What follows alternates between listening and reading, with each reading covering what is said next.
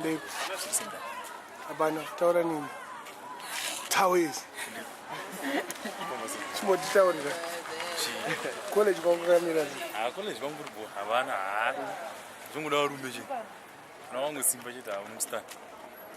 Kaza kuti chibamba. Kwata chibamba unosvira umwe. Auna mira akata wese. Taurire ka wangu ite sepo wakaenda college. Ndep. Wasu.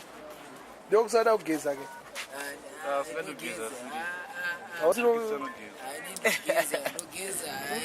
Unaita se? Ndogeza. Oga mtaundi ni. Taurisa. Muna Juni. Oh. Kulise kwa unova? Mbare. Unonza?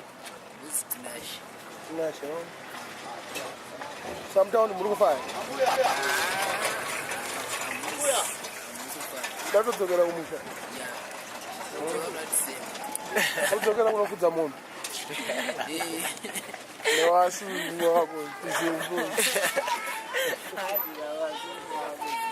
Zembe. Ndapoti wanga mabai nawo fana ngodzokera kumusha. Ndakadara ine nandi andidzoke kumusha. Inda. Kuna dini. Mara mdori bomu dara unotokika zvinani. Hada dzokera kumusha utaurire bricks. Parare kunosipaka mara. Kumusha wembokanga iri. Sauri kumunhu anotizirokanga. Aiwa, kumusha wakambokanga. Pasipedi yezvo. Ndakatokanga zvakawanda. Komuno mara.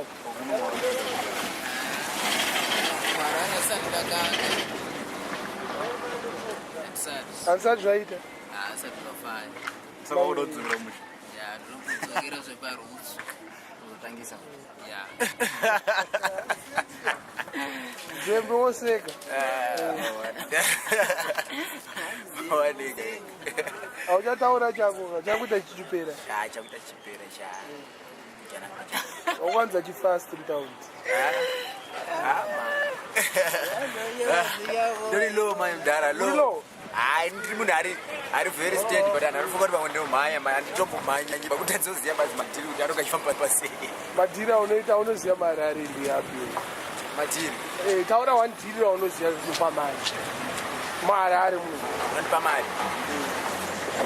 Ndingakupe mari. One dhiri nokupa mari. Unondipa mari one Harare muno ndiri kutengesa mapotatoes. Idhiri here. Tengesa mapotatoes iti.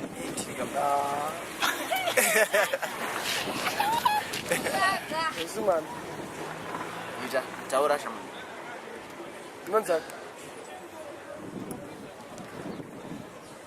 Taura dhiri chairo chairo. Risina kuenda musi. Eli bananga de bana mama. Nagava. Yes ma. Anzi nawo Zembe. Anzi dhiri kuti ndinoisa mari Harare ndamuti one. Anzi kutengesa potatoes. Idhiri.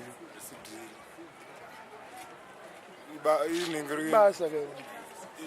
Grafire ningirigina. Zvinhu zvinobhadhara mafarmers vanhu vari kumunda. Kuri kunokwa rakavharirwa re. Asi mari zvayo inoitika zvayo.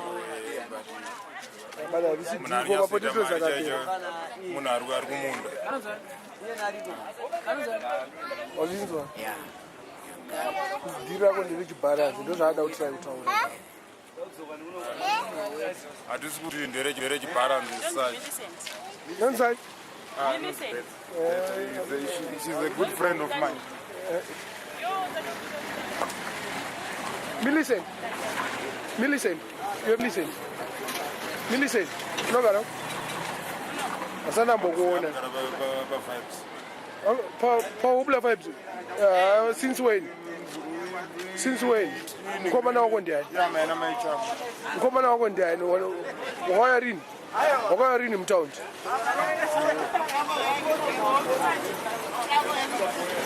Yotenga, bona irori. Yotenga.